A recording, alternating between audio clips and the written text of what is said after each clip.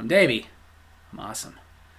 Welcome to Davy's Awesome Wrestling, where I review wrestling-related things, all from the perspective of a fan, not an insider. And this past week, we had the annual Survivor Series WarGames from Vancouver, British Columbia. Let's get into it. The opening match was the Women's WarGames match.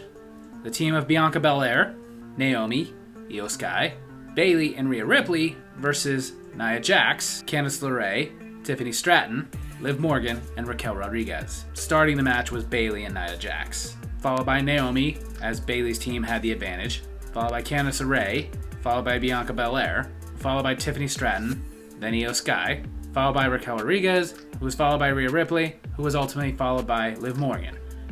And then finally, the War Games starts. You know, as an attempt to top what she did last time, putting a trash can over herself and diving down onto the opponents from the top of the cage. This year, Io Sky put the trash can over herself at the top of the cage and did a moonsault. Impressive, but extremely freaking dangerous. Then, in the middle of the match, it turned out that of all the weapons that were snuck in, so was Tiffany Stratton's Money in the Bank briefcase. And it looked like she was going to try and cash in the briefcase over a fallen Liv Morgan or Nia Jax. She stood there contemplating, which one am I going to do this to? Either way, they were both her teammates, so kind of screwed up. But like has been the case since she's won the Women's Money in the Bank briefcases, she stood there until the decision got taken away from her as Raquel Rodriguez came in and basically stopped her.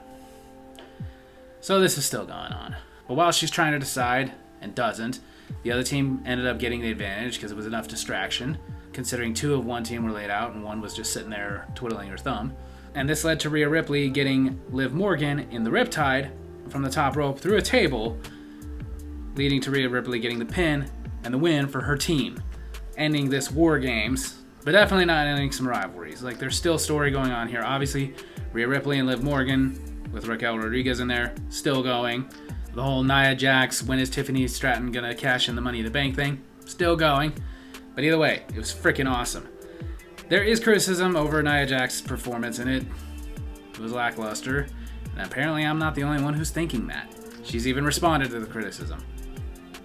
I don't know what to tell you, just do better. Despite her lackluster performance, everybody else was performing great in this.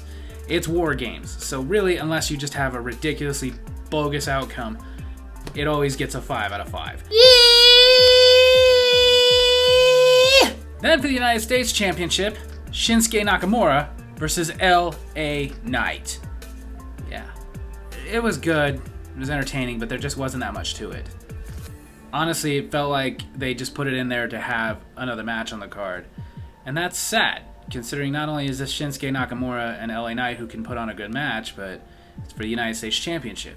They had made a big deal early on the night that not only was this a PLE in Vancouver, British Columbia, and there's constantly a fan pushing for WrestleMania to come out to Vancouver, and they got this, so he's still hoping. But they also had made it clear that every single time they had been to Vancouver, British Columbia, a title had never exchanged hands. So early on the night, it did make me wonder, is that them alluding to that's what's going to happen?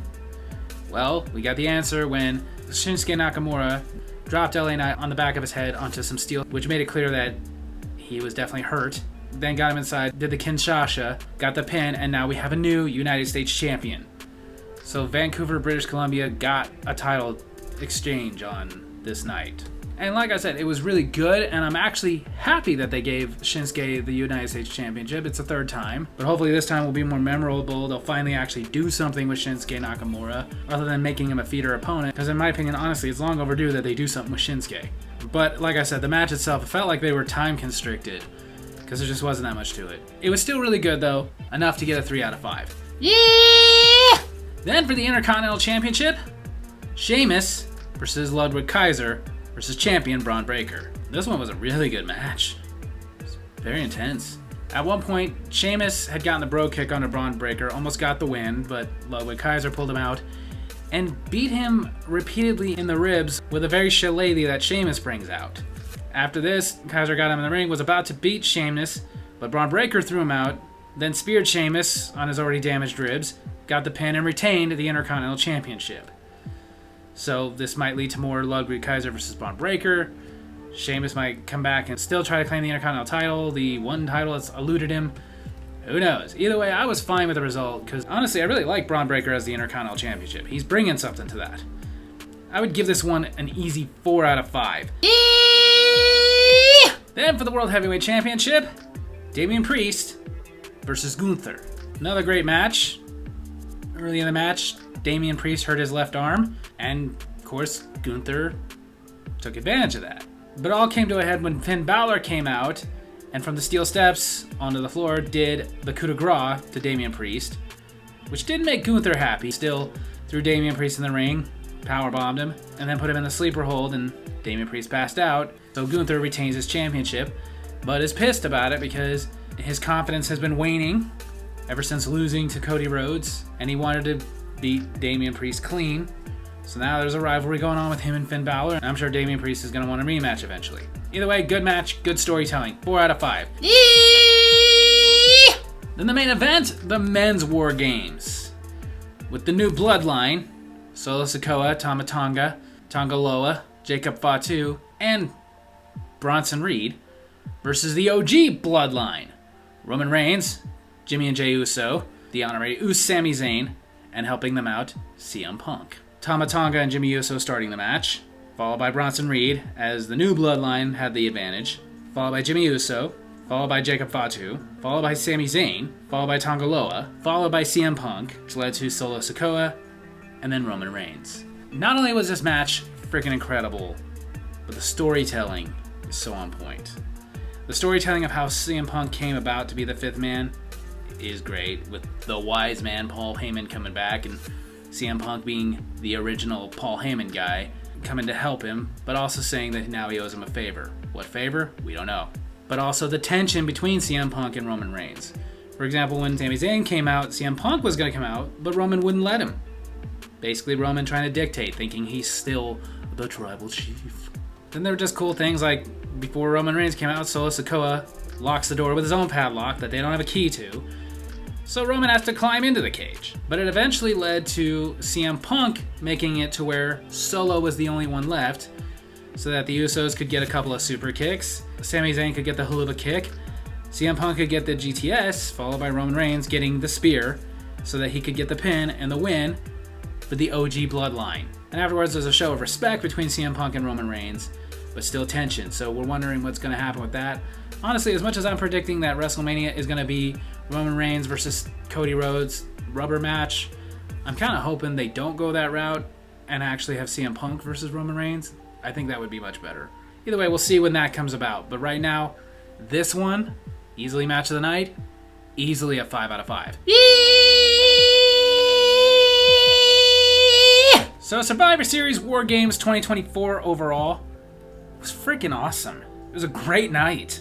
I know the War Games matches themselves don't lead to much, but then again, there was storytelling in both of them, so there's that. But it also doesn't matter because War Games is freaking awesome. I have loved War Games since I was a kid, and it was an exclusively WCW thing. Even though I've talked about it, I wasn't the biggest WCW fan. It didn't matter because it's just such a freaking awesome match. Unless it just has a completely crap ending, it's usually going to be a 5. It's going to be very entertaining.